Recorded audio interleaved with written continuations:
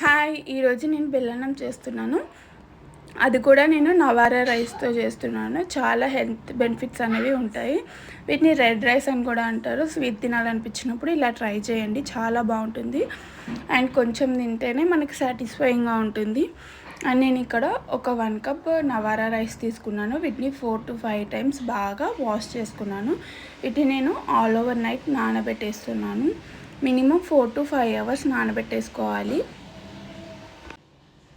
ఇప్పుడు నేను మార్నింగ్ వీటిని కుక్కర్లోకి ట్రాన్స్ఫర్ చేసుకొని ఒక 2 విజిల్స్ ఇచ్చేసుకుంటున్నాను మీడియం ఫ్లేమ్ మీద పెట్టేసుకొని. అండ్ ఇప్పుడు నేను ప్రెషర్ అంతా పోయిన తర్వాత తీసి చెక్ చేస్తున్నాను.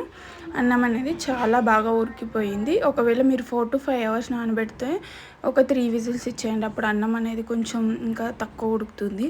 అండ్ దీన్ని మంచిగా మిక్స్ చేసేసుకొని నేను ఒక చిన్న గ్లాసు ఫుల్ ఫ్యాట్ మిల్క్ అనేవి యాడ్ చేస్తున్నాను. దీనివల్ల టేస్ట్ అనేది మనకు చాలా బాగా వస్తాయి.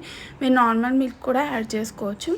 ఇప్పుడు పాలు మొత్తం అన్నంకి పట్టేలాగా ఉడికించేసుకోవాలి మనం. చూడండి ఎంత బాగా ఉడికిపోయిందో. ఇలా మొత్తం దగ్గరకు వచ్చేసిన తర్వాత ఇప్పుడు దీంట్లోకి నేను 1.25 కప్పు వరకు బెల్లం యాడ్ చేస్తున్నాను. నేను కొంచెం స్వీట్నెస్ ఎక్కువ కోసం యాడ్ చేస్తున్నాను. 1/2 కప్పు.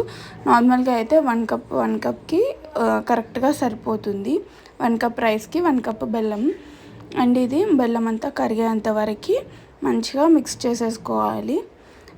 అడుగు పట్టేస్తుంది, మిక్స్ చేస్తూ ఉండాలి. అండ్ నేను దీంట్లోకి నట్స్ అనేవి నెయ్యిలో వేయించేసుకుంటున్నాను. జీడిపప్పు అండ్ బాదం పప్పు నేను కట్ చేసి పెట్టుకున్నాను. మీకు కావాలంటే మీ చాయిస్ ఆఫ్ నట్స్ కూడా వేసుకోవచ్చు. అండ్ ఇవి మంచిగా ఫ్రై అయిన తర్వాత నేను ఈ ఉడుకుతున్న అన్నంలో వేసేస్తున్నాను.